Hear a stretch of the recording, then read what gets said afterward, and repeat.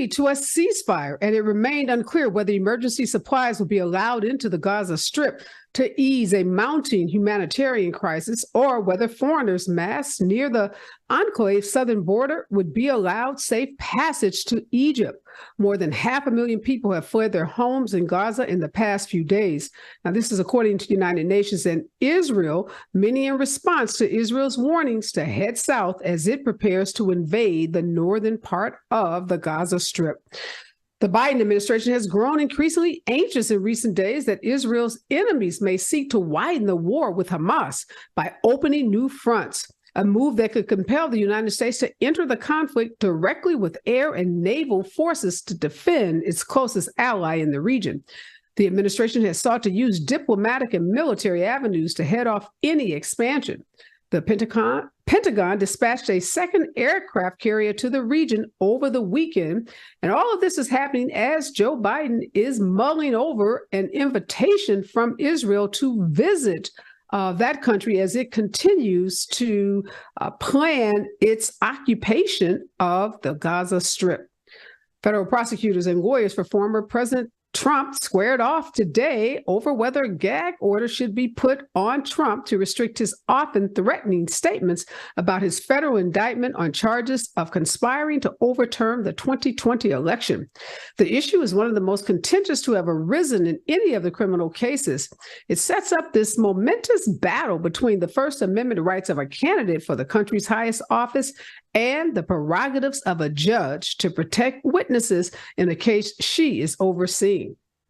Climate advocacy groups the Climate Advocacy Group plans to spend $80 million on ads to aid Joe Biden in his bid to remain president of the United States. Climate Power says the lack of awareness and understanding of the Biden's record on environmental issues is hurting him in the polls. Climate Power's solution is to feed voters a steady stream of television and digital ads highlighting Biden's legislative accomplishments to protect the environment. The House was set to return to Washington today with no speaker in place and no clear solution in sight, given the Republican feuding that has left the post vacant and the chamber paralyzed for nearly 2 weeks. Ohio's Congress member, Representative Jim Jordan, who at one point was considered a right-wing extremist, is close to becoming the next Speaker of the House. He says he has convinced at least 40 of the 50 holdouts amongst the conservative Republicans. He says within the next day or so, he anticipates that he will have the 217 votes needed to become the next Speaker of the House. If Jordan is elected, it will show how far the Republican Party has swung to the right. And speaking of the Republican Party and swinging to the right, Louisiana Attorney General Jeff Landry, a Republican with strong ties to Donald Trump, won his state's gubernatorial race over the weekend. Now, this is a major victory for the GOP in a southern state that had been run by a Democratic governor for the last 8 years. Landry received 52% of the votes among a crowded field of candidates. The Democratic candidate for governor only received 25% of the vote. And Biden's campaign did pretty good as it relates to fundraising. He raised $71 million in his third fundraising quarter of the year, giving him a significant advantage over the current Republican field. Now, some analysts say it falls short of the inflation-adjusted hauls of Barack Obama and Donald Trump at the same point in their re-election campaigns. But by comparison, the Trump campaign raised $45.5 million during this period, while Florida Governor Ron DeSantis only raised $15 million. And Wall Street, big corporate executives are pressing elite schools like Harvard to condemn criticism of Israel. Amid pressure, the University of Pennsylvania on Sunday issued a statement referring to Hamas's attack on Israel as terrorism. But the latest eruption of violence in Israel also ripped open a chasm between donors and the students and administrators that their largeness helps to fund. You're watching and listening to Areva Martin in real time, and I'm your host, Areva Martin. This is your one-stop destination for today's trending news, expert analysis, and my unfiltered opinions. In this hour, I'm joined by Allen Orr. He is the founder of Orr Immigration Law Firm, and Dr. Michael Fauntroy. He's a professor of policy and government at George Mason University. They are some of the brightest contributors I have on the show. They're here today to help us make sense of the breaking and trending news. And in hour two, you know what we do. We go deep and we dig behind the headlines and we bring you those stories that have a big impact on lots of people's everyday lives. And today, that story is the use of Ring cameras. Now, many people have not one, but multiple Ring cameras all over their property so that they can literally watch what's going on their properties when they are away from their residence. In an article by a reporter who was studying the impact of Ring cameras and its relationship to police response time, something interesting was discovered. And that is that oftentimes when wealthy white people are calling the police because of something they may see or think they saw on their Ring camera, the police end up in Black neighborhoods. Not in the white neighborhoods where the folks are making the calls, but in Black neighborhoods. So we're going to be talking today about Ring cameras and their relationship to the African-American community, and are they dangerous for Black folks? Have the reporter that broke that story, as well as Craig Newark. He is the founder of Craigslist, actually, and he's a professor of journalism at the City College of New York. We'll talk to both of them about this startling revelation, and does this mean that Black folks in particular should be on high alert? And I don't know, it seems like some lawsuits may be in the midst as you think about Ring cameras and how they are impacting Black folks in their relationship with police. But before I bring on my guest, here's what I'm thinking in real time. Suzanne Somers, many of you know by now, this legendary actress known for her portrayals in television and sitcoms, died over the weekend. She was 76 years old. And she died after a very long battle with breast cancer. She had breast cancer over 20 years ago. And this summer on her Instagram page, she talked very openly about the cancer returning and her battle to, win this fight against cancer. And my heart goes out to her surviving husband, her children, her family. But in reading about Suzanne Somers and just this incredible acting career that she had, I was reminded about her resilience and her ingenuity and her real determination and grit. Now, most people think of her as kind of this ditzy blonde that was on Three's Company, this very, very popular sitcom in the 70s.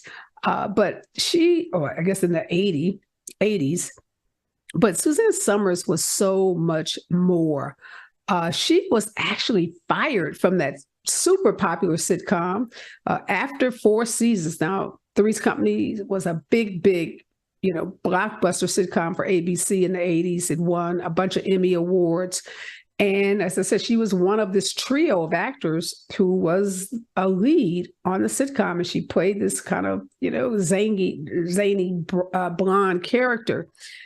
She was fired because she had what some folks said was the nerve, the gall, to ask to be paid the same amount as the male lead character on this sitcom.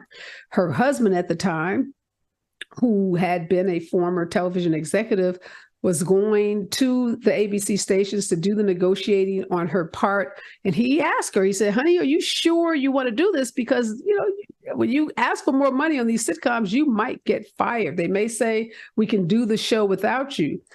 And Suzanne was so convinced that she was an integral part of the show. She had some of the best ratings, highest demographics amongst that demo that television stations care about. Women between 18 and 45 were tuning in weekly to see her on this sitcom. So she felt pretty comfortable that she could ask not to be paid more than the man, but to be paid an equal amount because she was an equal contributor to the success of the show. Well, that didn't go over too well. The rumor is that Laverne and Shirley, another very popular show, that those two women had just negotiated this monster deal. And after they had done so, bringing their pay, in terms of parity with male actors, that the station didn't want to give any other female actresses big raises. They wanted to send a message that, women, if you think you're going to be paid what men are paid, think again. And rather than pay you, we will actually fire you. And that is what happened to Suzanne Somers. And, a job that she loved, at the height of its success, she was terminated. But that didn't stop her. She didn't, go home and just cry in, her blanket. She got busy. She got her a Las Vegas show where she was acting and dancing and singing. And she and her husband started this uber successful exercise and fitness company. She created this thing called the Thigh Master. You probably saw it on infomercials back in the 80s. And they made millions and millions and millions of dollars on this Thigh Master. She went on to write about 27 books. She became a health and wellness guru.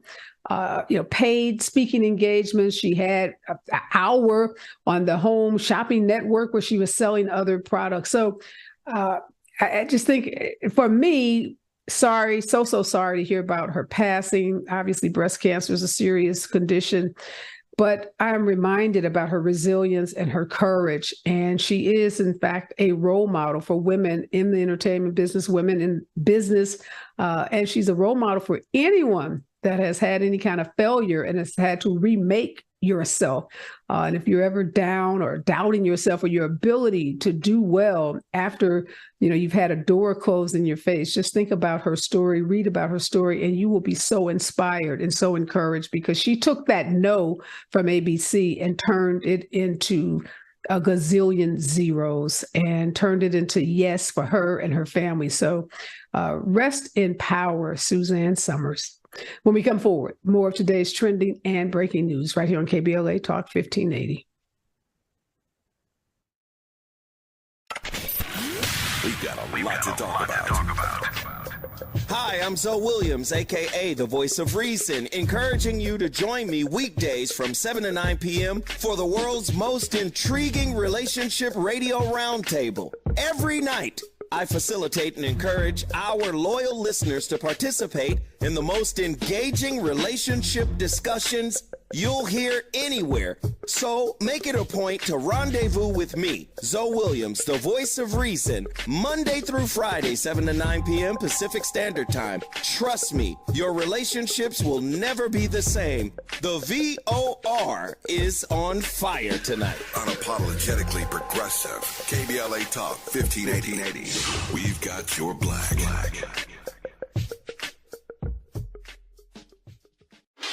This off the brand new flavor in your head. Race, social justice, sports, politics, art, music, culture. We do it all on the D.L. Hughley Afternoon Show. If you're not tuning in, then you are definitely missing out. It's the D.L. Hughley Afternoon Show weekdays from 2 to 4 only on unapologetically progressive KBLA Talk 1580. Like a brand new flavor in your head. Yeah. We boldly go where no man has gone before. Boldly taking talk radio where it has never gone before. New vistas, new voices, new views, new visions, new victories. We're KBLA Talk 1580, and we're taking public media black.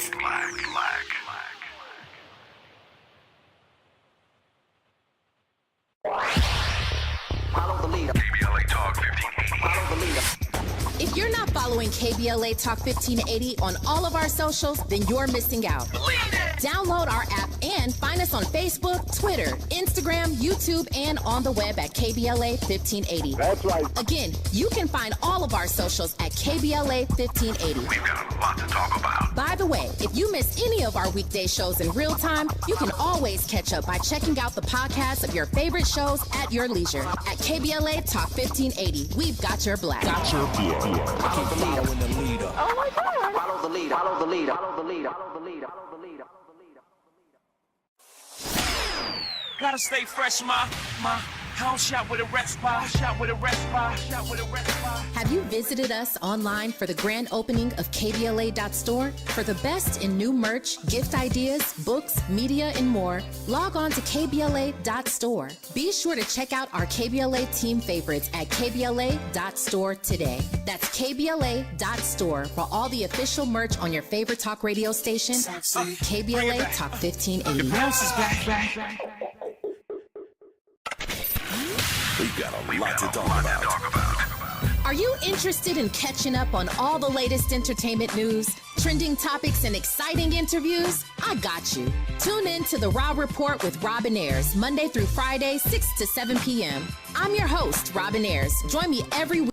All right, we are back and we are tracking today's breaking and trending news with attorney Allen Orr and Professor Michael Fauntroy. I want to start with you, Allen. So, over the weekend, prospects of Jim Jordan becoming the next Speaker of the House looked pretty dim, but the New York Times is reporting today that 50 or so folks who were opposing him, mostly those more conservative Republicans, many of them who have to run for re-election in Biden districts, Jordan says he's down to just 10 folks who are opposing him, and he's planning to go forward tomorrow with the vote because he thinks he's going to win over those 10 folks. What will it mean to have a Jim Jordan as Speaker of the House? Jim Jordan has been a staunch election denier. He bought into the Trump lie. He was one of the biggest advocates for Donald Trump and the alleged fraud, that was a part of Donald Trump's big lie. So to have him as the speaker, what is that going to say about us as a country and about the Republican Party? I think it's going to say that we've actually reached rock bottom. I don't necessarily believe that he has the votes. I think they're working it out right now. I think there are a lot of people who know Jim Jordan who may be on the line. Jim Jordan, I might have given soft yeses before the television actually hit the screen for them to actually give those votes, and might not be so backing of him on the floor. As we may remember, Jim Jordan is the original Matt Gaetz of the House for Speaker Boehner. So, he's not someone who's held in a high regard. His history of even coming within his own state, he hasn't done any major legislation. He's been running this fake impeachment. He doesn't know the rules of the House. I mean, the Speaker of the House should know the rules of the House, and he's an unserious politician. So all those things speak to say that would be rock bottom, and his term may be, let's give him January, right? Because November 17th, what promises are he making to get those votes? He'll be in the same position he is of McCarthy. So I really don't think that it's much I would bet a lot on it, because he has shown himself not to be the sharpest person in the House.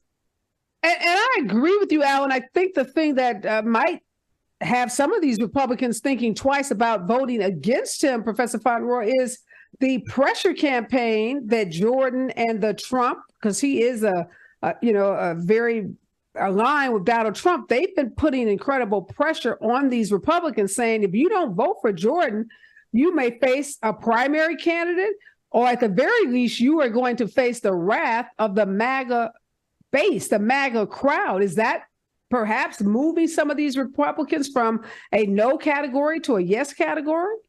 Well, it's certainly part of the story.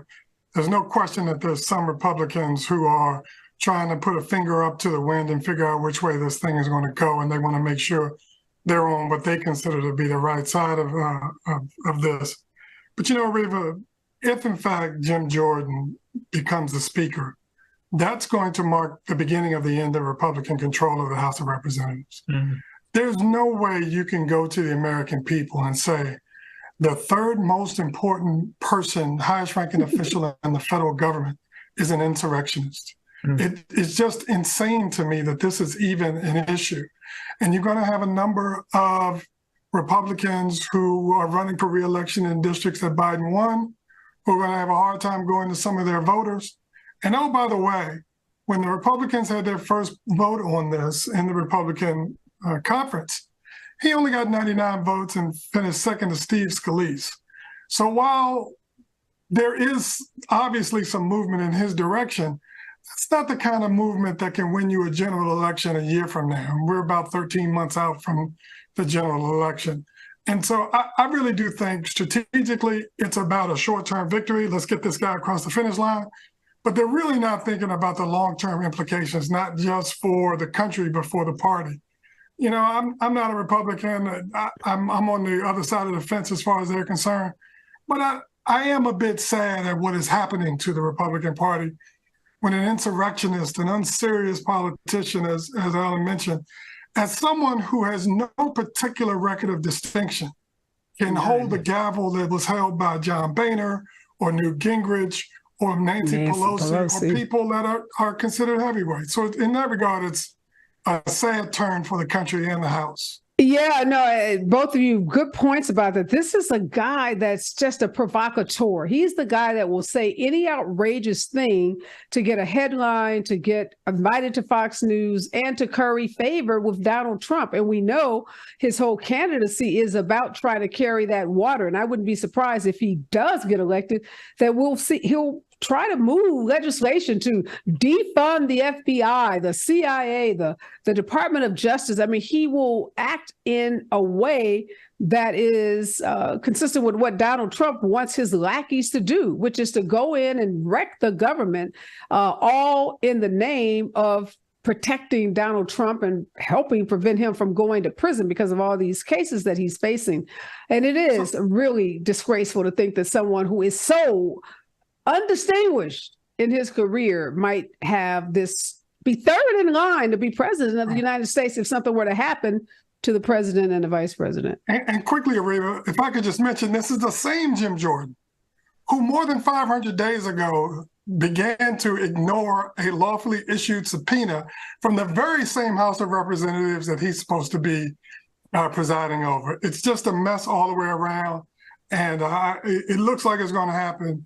I think there's some things that can be done to screw that up. You know, if I were in the Democratic conference, I'd be floating an idea I think could submarine Jordan, but that's another story for another time. Well, I hope this is one of those overreaches, right? Because we know when any party overreaches what the backlash is, like with Roe v. Wade. And hopefully this will allow the House not to just win by a slim margin, but by an overwhelming margin, so we can start to getting some of the business of the people done. Because Jim Jordan does not have any experience in governing or leading his party, let's alone the entire House of Representatives. So it's going to be just chaos if he does win until we get to the election next year. But, you know, you're in the South, Allen. What happened in Louisiana, talking about insurrectionists, talking about Donald Trump lackeys, talking about unserious candidates that will subvert our democracy?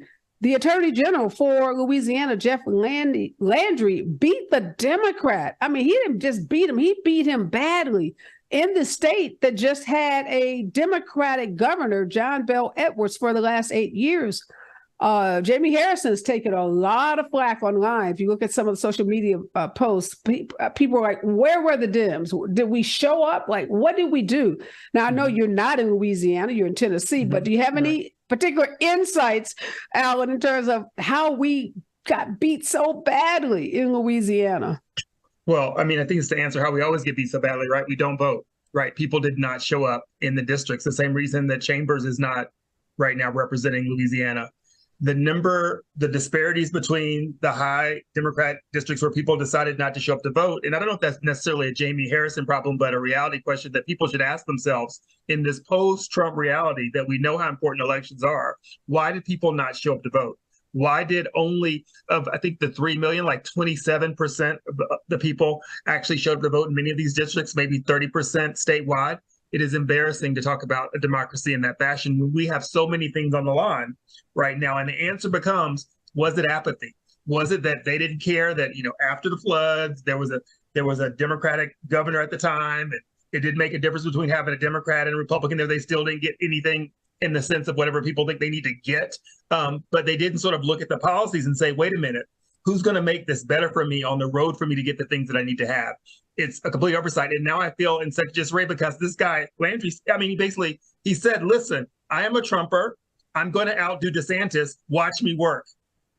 Right? And he's coming for New Orleans. He's coming. He said, I'm coming for New Orleans. He's like, that Democratic mayor is going to catch hell. That's right. And what we love about New Orleans may be no longer under a Landry administration. And you're right. He is going to be auditioning to show the country and to show Donald Trump that he can be even more outlandish and outrageous than Ron DeSantis. Professor, any insights from you? Did the Dems how can we afford to be asleep at the switch on any of these key elections? Well, first, as it pertains to Louisiana, let's remember, Louisiana is a red state. So it's actually more of a surprise when a Democrat wins. John Bel Edwards got through under some very unique circumstances. When you look at the statewide races in Louisiana, they almost always go to Republicans. So you need an overwhelming turnout in places like New Orleans to get the Democrats across the finish line. And here's an issue that I feel very strongly about. That this apathy thing makes no sense to me when we realize that it's public policy that decides whether or not we get clean water or dirty water to drink or safe roads and all this stuff. Well, I mean, we have voters that are literally saying, they literally need to be begged to turn out to vote and to pay attention to what's going on in their own communities. And then when things go wrong, we want to blame the politicians when in some respects, we could have voted in a way that would have prevented the kind of catastrophes that we're seeing all too often in income, education, healthcare, housing, justice, you name it. And so at some level, we gotta take the hit on this. 27% turnout in any election is wrong. It's just not going to be good enough. Absolutely. And, while we're getting some news in sports, I want both of you to Google Sexy Red. She's a rapper out of St. Louis. We're going to talk about her when we come forward and also talk about Biden's dilemma with Israel and Israel's planned attack and occupation of the Gaza Strip as a result of the terrorist attack of Hamas on Israel last weekend. Stay with us when we come forward. KBLA Talk 1580. We've got a lot to talk about. I'm Reverend Gerald, the life coach. Is someone you love struggling with addiction and mental illness? Is improving your family's health important? Want to leave a legacy that your family can grow? Are you ready to enhance your perception of life experiences? Then wake up weekends at 7 a.m. with Urban Family Focus and get the wisdom, opportunity, resources, and motivation to live your best life. Join the conversation on Urban Family Focus Saturday and Sunday at 7 a.m. Unapologetically progressive. KBLA Talk 1580. We've got your black.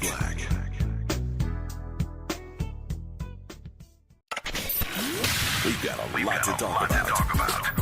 Race, culture wars, political turf battles, criminal justice and injustice, the courts. These are the conversations you won't hear elsewhere. My guests are leading journalists, celebrities and sports figures, elected leaders and influencers. They aren't afraid to get into it and say the quiet part out loud.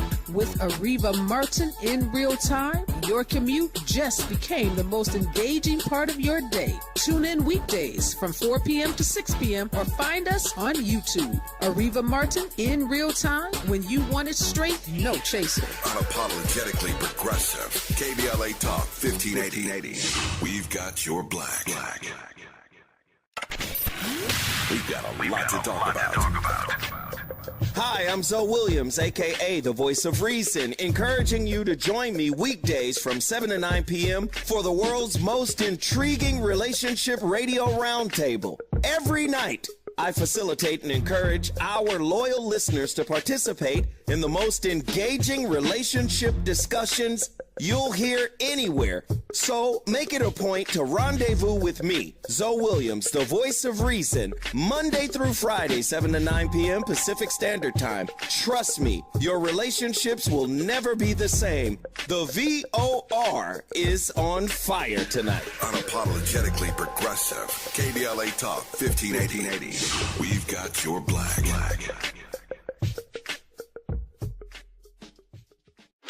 Here comes the brand new flavor in your head. Race, social justice, sports, politics, art, music, culture. We do it all on the D.L. Hughley Afternoon Show. If you're not tuning in, then you are definitely missing out. It's the D.L. Hughley Afternoon Show weekdays from 2 to 4 only on unapologetically progressive KBLA Talk 1580. Like a brand new flavor in your head.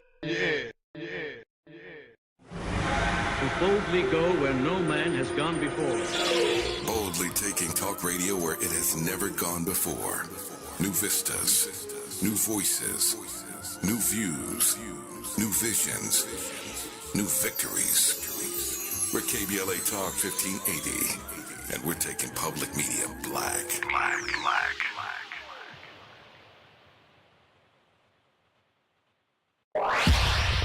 Follow the leader. KBLA Talk 1580. Follow the leader.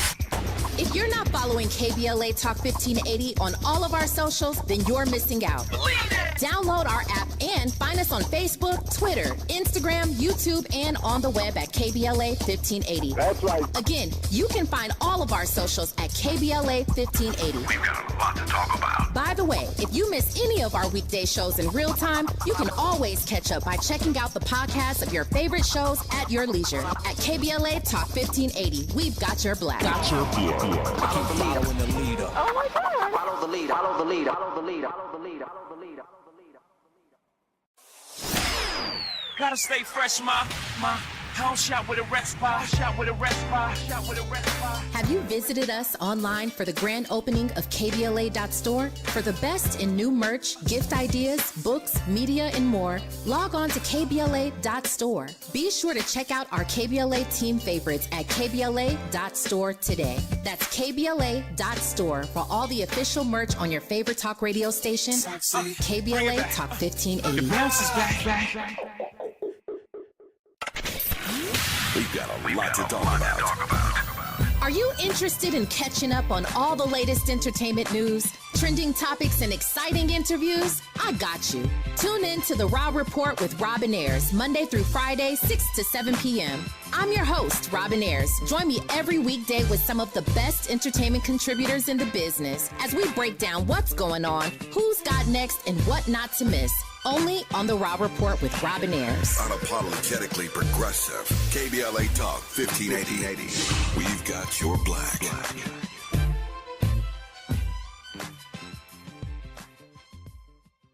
There's a new sheriff in town. All right, I'm Dr. Nicordelai Corte, and starting September 18th, I couldn't be more thrilled than invite you to join us for the launch of A More Perfect Union, weekdays right here on KBLA Talk 1580, weekdays from 1 to 2 p.m. Pacific Time, that's 4 to 5 p.m. Eastern.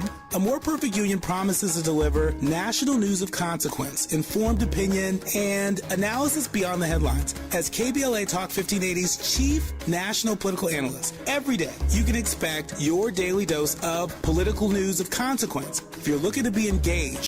We are back and we are tracking today's breaking and trending news. And at the top of the show, I talked about this hearing that Donald Trump's lawyers and DOJ had before Judge Chuck in New York.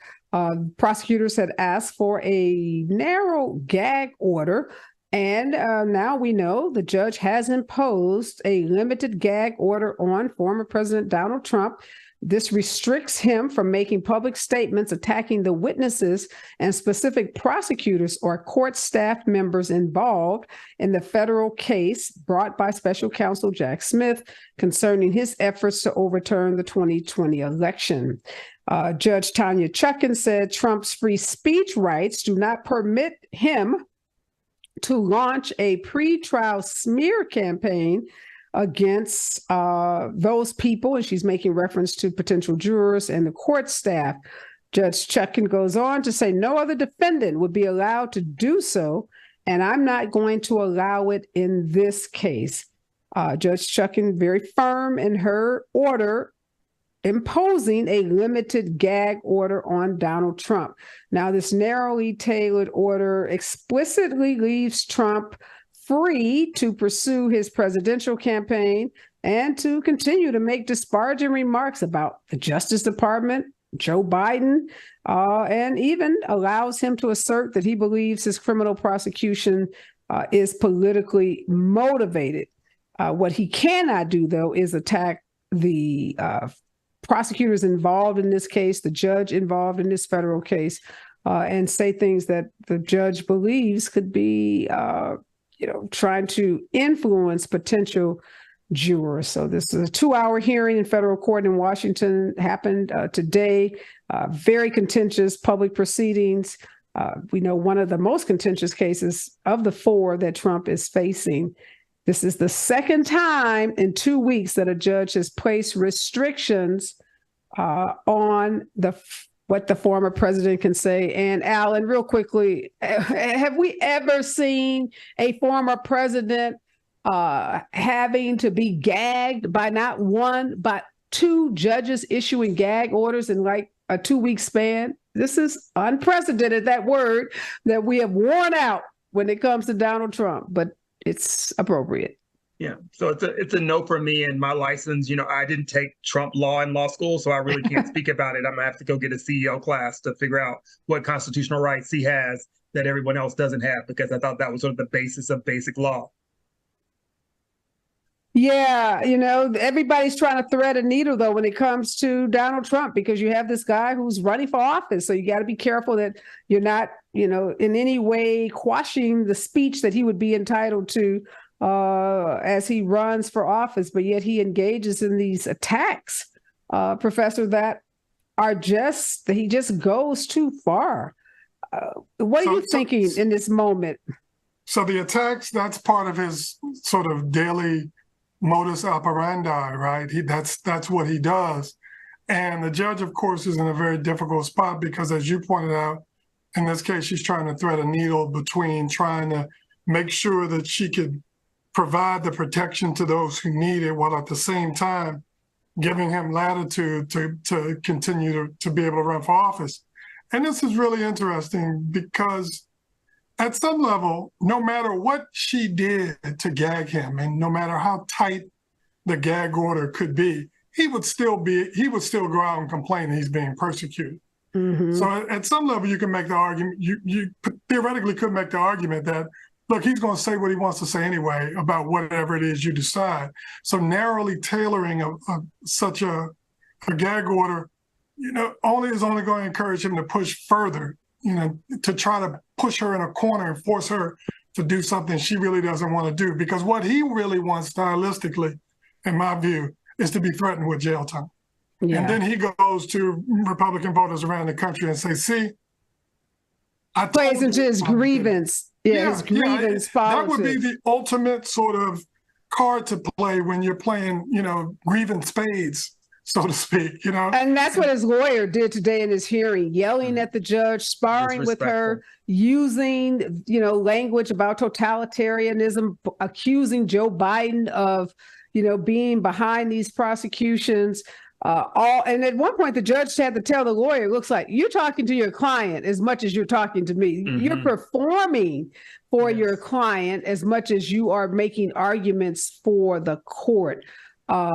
So the judge is in a no-win situation, because if she doesn't do something, then she's giving him privilege that other defendants don't have. And as you said, if she does do something, she creates an opportunity for him to continue to play victim. It's a martyr. She creates a martyr. May I just ask a question, if I could? This performative thing that he's doing, that his lawyers are doing, how badly will that impact their reputation going forward long after this case is over? Because it seems to me that going in a courtroom and acting a fool might be good for your client, but it probably isn't good for you long term. Well, there's 70 million people that voted for Donald Trump. A lot of those people need lawyers. So a lot of those people are looking at the performance of Trump's lawyers and the ones that, quote unquote, stand up, right, to the establishment and yell and, throw around all kinds of crazy theories. those are the ones that probably will get hired by those other folks in the Trump orbit who are looking for counsel, because they think if you yell enough and if you yell loudly enough that you're somehow tough and you're winning. So you're right. Under normal circumstances, first of all, that conduct wouldn't even be permitted. The lawyer would have been, hauled out of there in handcuffs and put in jail. So, right. And also, I should say, is the number of lawyers that represent him who have lost their license. So the long-term life of a lawyer after representing Trump is very short-term, because it is almost 90% of them have either been disbarred or removed from law firms, and that's across the board. So there's no more big law, there's no more big money. It might be nickel and diamond, but the day of the white-collar lawyer, it's done, and corporations will not touch you. That is absolutely true. But in the short term, these guys are heroes in the Republican Party and the MAGA base. But Trump inevitably will ask them to break the law. And those that go too far and comply end up, as Allen said, losing their licenses and in some cases being indicted, i.e. Sidney Powell, i.e.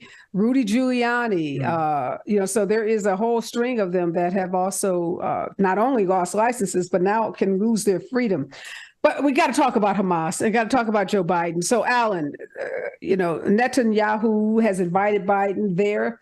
Politically, it could be very dangerous. And just from a security standpoint, it could be very dangerous. What is the response? What are you feeling in this moment about the U.S.'s response to this horrific terrorist attack?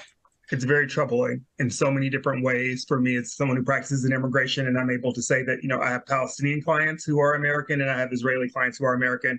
And I don't believe that that's the right to choose sides, because there's no justice here. Part of the problem is, in philosophy, we know that there can be two things can be true at the same time, because someone's seeing a 6 and someone's seeing a 9, and we're not there. We should not be there picking sides, specifically at the life of civilians. Because for me, how we treat the people in Palestine is exactly how we plan to treat the people at our border, because when we see them less than equal in stability. So, I stand for everybody's right to exist. I stand for the civil liberties that came up after the end of World War II, and I think that we should enforce those policies. And a war in the Middle East doesn't benefit anyone. And one of the things that I really practice a lot during my time working with police officers is de-escalation. We don't need to be escalating anything at this point. And also in our justice system, you and I both know that if someone came and shot our loved one and then we went and shot them, we're going to jail. So we need to also understand the repercussions of the way law works after that, because we don't want people doing that type of justice on their own. Yeah. And, one of the things that might happen, Professor, is a turning of the tide. Everyone initially was very much in line with Israel and saying they had a right to defend themselves. They had a right to go after these terrorists. But it seems like there's a shift taking place, particularly with this plan, 24 hours to evacuate 1 million people. No food, no water, no electricity. And I don't know if you both saw the fight that Cornel West and Alan Dershowitz had on Hannity last week. But Alan Dershowitz makes the point that there is no justification ever for the Palestinian people because he says they are voluntarily or, complicit with Hamas. And he says the Israelis never, ever use children as the intended target, and, comparing that to Hamas that does. And he says when children are used, it's because Hamas is using these children as human shields, and then Israeli has no choice but to take out the children because they are being used as human shields. I want to get both of your opinions and thoughts about Alan Dershowitz's position. And that's not just Alan's position. That is the position of many of the experts and, spokespersons that we have seen on television the last couple of days, this last week, since the attack on Israel. Get your response on the other side when we come forward. KBLA Talk 1580.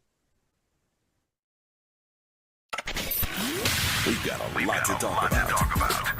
Race, culture wars, political turf battles, criminal justice and injustice, the courts. These are the conversations you won't hear elsewhere. My guests are leading journalists, celebrities, and sports figures, elected leaders, and influencers. They aren't afraid to get into it and say the quiet part out loud. With Areva Martin in real time, your commute just became the most engaging part of your day. Tune in weekdays from 4 p.m. to 6 p.m. or find us on YouTube. Areva Martin in real time, when you want it straight, no chaser. Unapologetically progressive. KBLA Talk 1580. We've got your black. We've got a lot to talk about.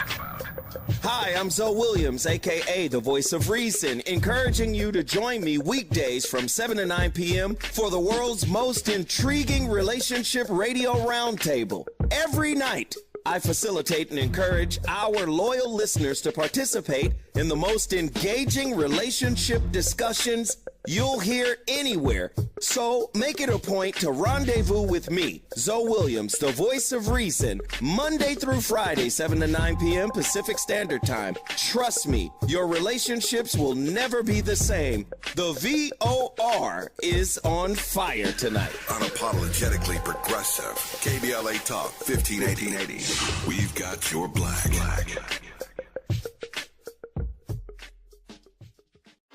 Pick up the brand new flavor in your head. Race, social justice, sports, politics, art, music, culture. We do it all on the D.L. Hughley Afternoon Show. If you're not tuning in, then you are definitely missing out. It's the D.L. Hughley Afternoon Show weekdays from 2 to 4 only on unapologetically progressive KBLA Talk 1580. Like a brand new flavor in your head. To boldly go where no man has gone before. Boldly taking talk radio where it has never gone before. New vistas, new voices, new views, new visions, new victories. We're KBLA Talk 1580, and we're taking public media black.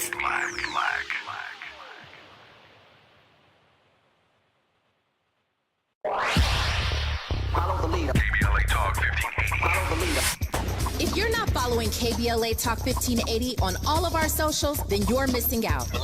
Download our app and find us on Facebook, Twitter, Instagram, YouTube, and on the web at KBLA 1580. That's right. Again, you can find all of our socials at KBLA 1580. We've got a lot to talk about. By the way, if you miss any of our weekday shows in real time, you can always catch up by checking out the podcast of your favorite shows at your leisure. At KBLA Talk 1580, we've got your black. Following the leader. Oh my God. Follow the leader. Follow the leader. Follow the leader. Follow the leader. Follow the leader.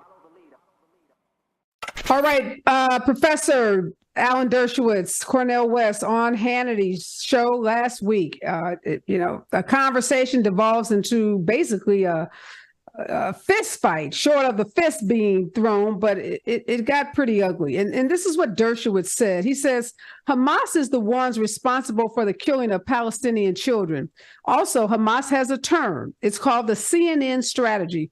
And the CNN strategy is to induce Israel into killing Palestinian children by using them as human shields, then parade the bodies out on CNN, and you'll see what happens. People like Cornell West will engage in crocodile tears, blame it on Israel when the entire blame is on the Palestinians, Hamas, for using their children as human shields.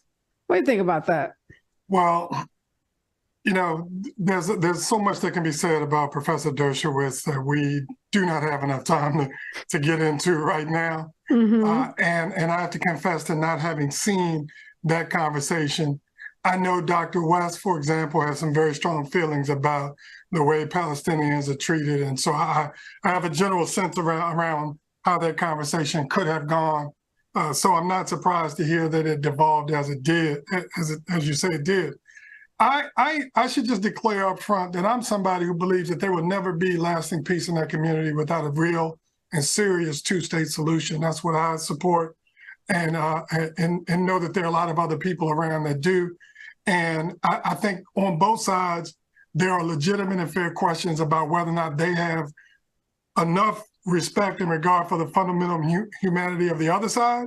Mm-hmm. And so for me, until we get that worked out, Dershowitz and West and all these others who are speaking from a position of emotion, in my view, and I use that word a bit advisedly, right?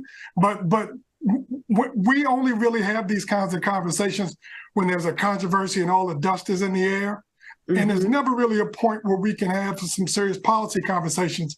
And then lastly, I just want to co-sign something Allen said. I don't like the way our government is playing favorites. I think there's fundamental humanity on both sides that needs to be respected and supported. And I don't necessarily see that happening the way I think it should. Yeah, what I see happening is a public conversation and a private conversation. And publicly, allies of Israel and the U.S. being one of its biggest allies. So you have the president and the whole administration standing in solidarity with Israel. But you do hear Joe Biden using some pretty coded language when it's basically saying to Israel, don't go too far. Like, we can support you because you've had this terrorist attack. We know what it's like. We've had 9/11.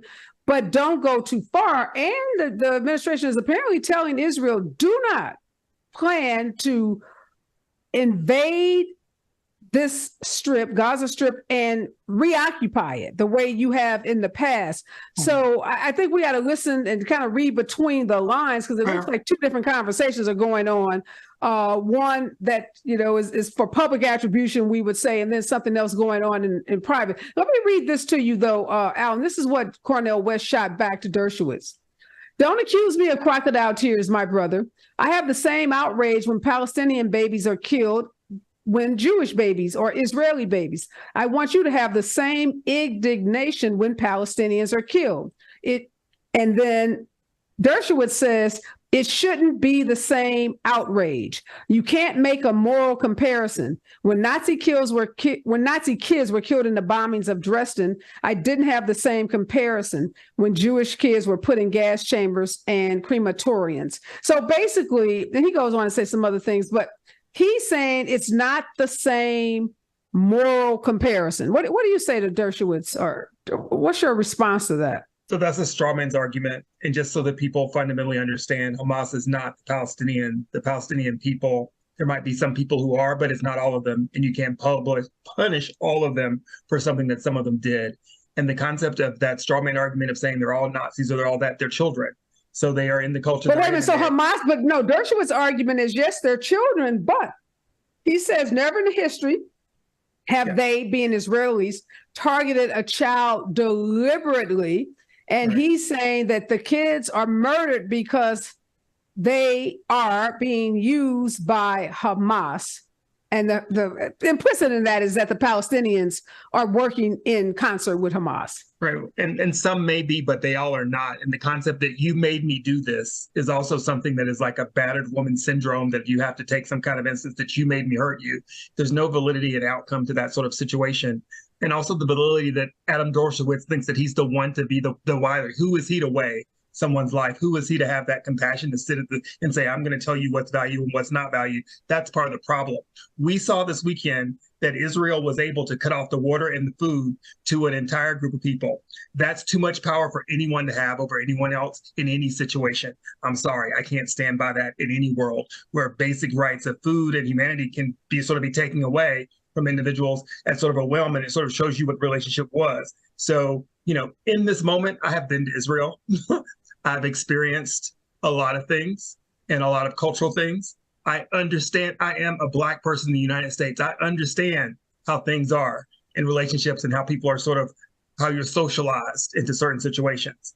So I ask people in their mind to say this: what makes you think that someone wakes up in the morning and has so much rage to come in and invade you in such a way? What happens, or what type of person, or what type of situation does that come from?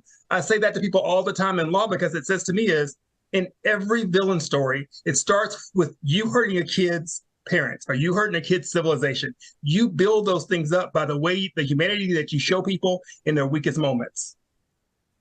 Okay, I hear what you're saying, Alan. And you, as a professor on a campus, Dr. Fauntroy, you have to be careful, because we've seen these big donors of these major institutions, UPenn, Harvard.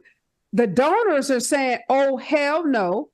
And we want you universities to come out stronger and quicker. Even the former president of Harvard criticizing the newly appointed Black woman president of Harvard, saying she didn't come out fast enough with her statement of support for Israel, and then demanding the names of students that signed a letter saying that the Palestinians, had the right to humanity, and saying we need their names because we're going to stop them from getting jobs on Wall Street.